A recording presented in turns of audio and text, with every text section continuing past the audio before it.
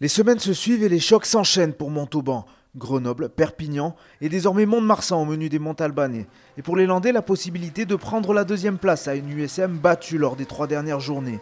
2 points seulement séparent les deux clubs au coup d'envoi de ce match.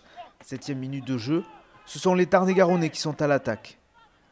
Dan Malafosse se retrouve coincé au sol dans la zone plaqueur-plaqué. Et M. Clavé siffle une pénalité en faveur des visiteurs. Au but, pas de Jérôme Bosviel remplaçant, mais le demi de mêlée Clément Darbaud, pas de problème à cette distance pour l'ancien Palois qui ouvre le score. 15 minutes plus tard, Mont-de-Marsan est repassé devant grâce à des pénalités réussies par Matthew James. On teste Pierre Clure sur les ballons hauts. Et sur le ruck, il se passe quelque chose sous les yeux de M. Clavé qui arrête le jeu. Les joueurs ne comprennent pas vraiment les raisons de ce coup de sifflet. Et il faut plusieurs ralentis et beaucoup d'attention pour savoir. Suivez bien des yeux Clément Darbaud.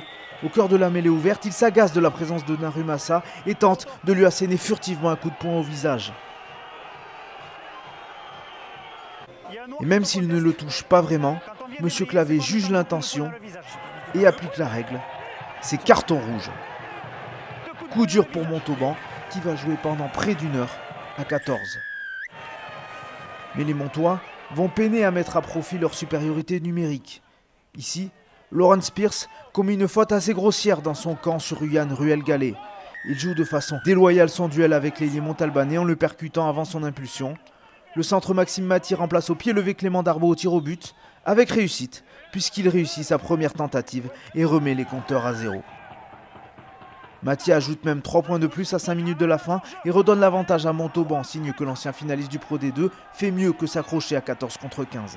Mais la dernière munition de ce premier acte est pour les Landais, qui arrivent enfin à déplacer le ballon sans le faire tomber. Et sans surprise, cela paye puisqu'ils obtiennent une pénalité peu avant la sirène.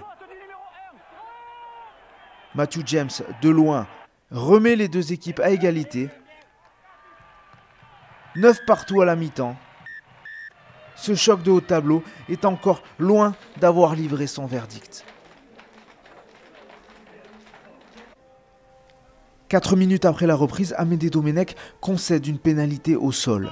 Et Matthew James réussit son 4e coup de pied de la soirée. Son équipe est en tête, 12-9, au moment de négocier ce lancement de jeu en sortie de mêlée. Mais vous allez vous en apercevoir, le rideau vert coulisse très bien et ne livre aucun espace. Les Montois agressent la ligne d'avantage, mais se heurtent littéralement à un mur et n'avancent pas d'un pouce. Dans ce cas, le demi de mêlée montois sait qu'il doit alterner avec du jeu au pied d'occupation.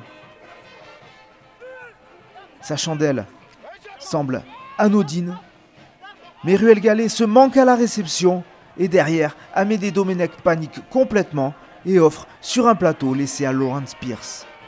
On peut bien parler d'essai casquette pour les Montalbanais qui avaient jusqu'ici très bien défendu. Et ils se sabordent avec cet enchaînement de bourdes. Le match a peut-être basculé car Montauban sort du clou du bonus défensif. Mais l'essai n'est pas transformé, ce qui va avoir une grosse incidence. Le staff montalbanais décide de faire entrer son artilleur Jérôme Bosviel. Et celui-ci ne tarde pas à se mettre en évidence. Après un travail de sable de ses avants, il hérite du ballon et claque un drop de 40 mètres.